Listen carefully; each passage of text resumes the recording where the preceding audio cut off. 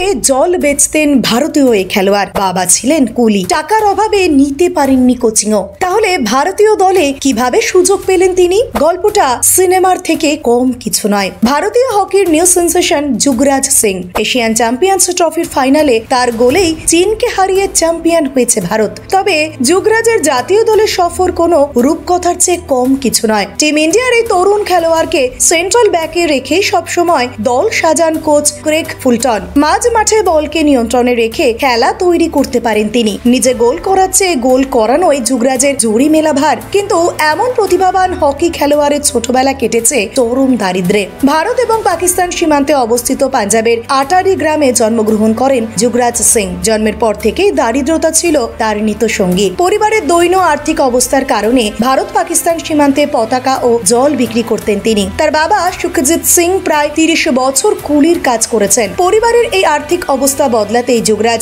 ভারতীয় হকি দলের হয়ে খেলার স্বপ্ন দেখেন। তবে ভারতীয় হকি দলে যোগ দেওয়ার আগে পর্যন্ত তিনি কোথাও কোনো কোচিং গ্রহণ করতে পারেননি। কিন্তু এশিয়ান চ্যাম্পিয়ন্স ট্রফির ফাইনালে তার গোলে টিম ইন্ডিয়া জয়লাভ করতেই উচ্ছ্বসিত হয়ে ওঠেন তার বাবা। পরিবার সূত্রে জানা যায়, সীমান্তে জাতীয় পতাকা ও জলের বোতল বিক্রির পাশাপাশি পাড়ায় খেলাধুলো করতেন যুগরাজ। সেখানেই একদিন কোচ নবজিৎ সিং এর নজরে পড়ে যান তিনি। নবজিতের তত্ত্বাবধানে শুরু হয় তার হকির প্রকৃত প্রশিক্ষণ। যদিও তা অ্যাস্ট্রোটার্ফে নয়, সরকারি সিনিয়র সেকেন্ডারি স্কুলের ঘাসের মাঠে অনুশীলন করতেন ভারতীয় দলের এই নির্ভরযোগ্য খেলোয়াড়। নবজিতের কোচিং এ অল্প দিনের মধ্যে যুগরাজের হকির প্রতিভার বিচ্ছুরণ হতে থাকে। কিন্তু ভালো কিটের সমস্যায় ভুগছিলেন তিনি। এর জন্য ইংল্যান্ড ও কানাডার বন্ধুদের কাছে সাহায্য চান নবজিৎ। আর এই সকলের চেষ্টাতেই আন্তর্জাতিক মানের হকির কিট যুগরাজের হাতে তুলে দেন কোচ নবজিৎ। উল্লেখ্য, 2009 সালে পাঞ্জাবের খাদুর সাহিব এলাকায় বাবা উত্তম সিং জাতীয় হকি একাডেমিতে ভর্তি হন যুগরাজ।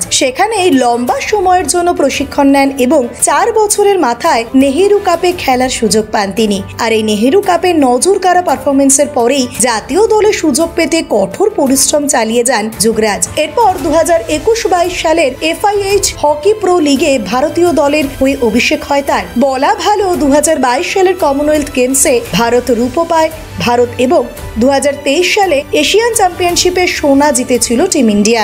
আর এই দুটি টুর্নামেন্টেই জাতীয় দলের জার্সিতে মাঠে নেমেছিলেন Yugraj. Bureau report, talk to time.